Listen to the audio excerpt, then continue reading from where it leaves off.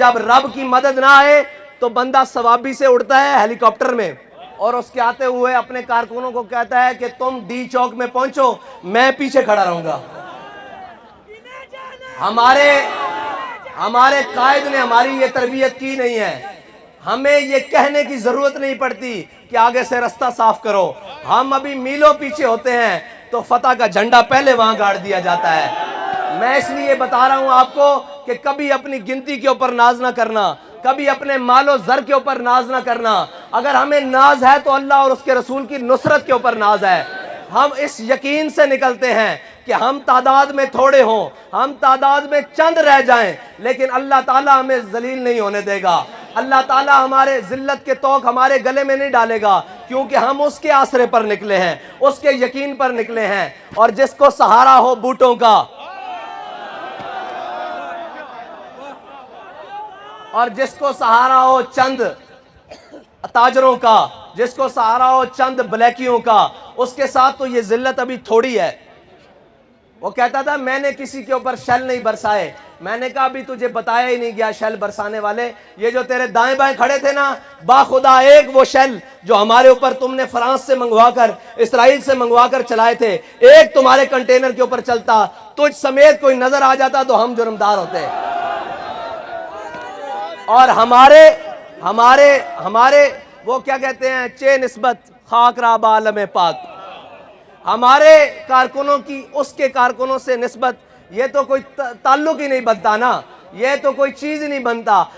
اس کے کارکن land cruisers میں بیٹھ کے آئیں، اے سی والی گاڑیوں میں بیٹھ کر آئیں، اور وہ پشاور موڑ تک نہ پہنچ سکے، اور ہمارے کارکنوں کے پاؤں میں جوتیاں بھی نہ ہوں، سروں پر کپڑا بھی نہ ہو، اور جناب تن پر پھٹے ہوئے کپڑے ہوں، اور کھانے کے لیے چاول جو شاپر میں ہوں، پھر بھی وہ ہر گولی کے سامنے کھڑے ہو کر کہتے ہیں، ہر ظالم کے سامنے کھڑے ہو کر کہتے ہیں کہ ستمگر ادھر آ، ہنر آزمائے، تو تیر آزما، ہم جگر آزمائے۔ اب جس کو جہاں سے مدد کی توقع تھی، جب وہ مدد نہ پہنچی تو یاد ہی نہیں رہا کہ تقریر میں اسلامی ٹچ بھی دینا ہے۔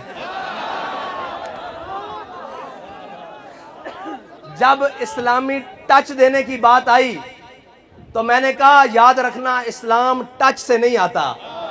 یا ایھا الذین آمنوا ادخلوا فی السلم کافہ، یہ قرآن کی نص ہے، ٹچ سے تو آتا نہیں۔ جنہوں نے اسلام کو ٹچ کیا تھا، وہ ٹچ کرنے کے لیے عبداللہ بن ابی منافق جمعے والے دن کھڑے ہو کر تقریریں کیا کرتا تھا، تیری طرح کھڑے ہو کر کہا کرتا تھا ہم کتنے خوش نصیب، ہمیں حضور مل گئے۔ لیکن اس نے اسلامی بات کو ٹچ کیا ہوا تھا، اس نے صحابہ کی طرح اسلام کو مانا نہیں تھا۔ اسی لیے وہ غزوہ احد کی طرف جاتے ہوئے مقام شوط، غزوہ احد مدینہ پاک سے 3 میل ہے، وہ مقام شوط 1.5 میل سے واپس آ گیا تھا۔ اور جنہوں نے اسلام کو اسی طرح مانا تھا جس طرح میرے آقا و مولا صلی اللہ علیہ وسلم نے فرمایا، انہوں نے کہا یا رسول اللہ آپ ہم سے پوچھتے ہیں بدر جانا چاہیے کہ نہیں جانا چاہیے؟ سل حبال من شیتا وقتا حبال من شیتا سالم من شیتا عاد من شیتا۔ اور جنہوں نے صرف ٹچ کیا تھا وہ آ کر واپس مدینے میں کہتے تھے، میں آپ کو ٹچ والوں کی باتیں بتا رہا ہوں، وہ آ کر واپس کہتے تھے یہ حضور نے لڑکوں کی باتیں مان لی اور یہ جناب یہ کر لیا۔ ہمارے لوگوں کو بھی جنہوں نے صرف ٹچ کیا ہوا تھا وہ کہتے ہیں ایک لڑکے کو امیر بنا لیا انہوں نے، وہ مانتا ہی نہیں ہے کسی کی۔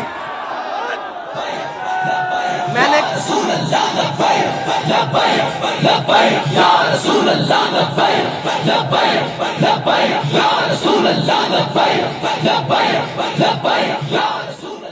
نے کہا اس لیے کہ ہم ٹچ والے تو ہیں نہیں کہ کسی تگڑے کو دیکھ کے سر جھکا لیں، کسی زوراور کو دیکھ کے کہیں گے نہیں جی ہم آپ کی ساری باتیں مانتے ہیں۔ بالکل نہیں مانتے ہم کسی کی بات، ہم کیونکہ امیر المجاہدین کی مجلس میں بیٹھے ہوئے ہیں، اور امیر المجاہدین کی مجلس وہ مجلس ہے جس میں ہمیشہ عظیمت کی بات ہوئی، جس میں ہمیشہ استقامت کی بات ہوئی۔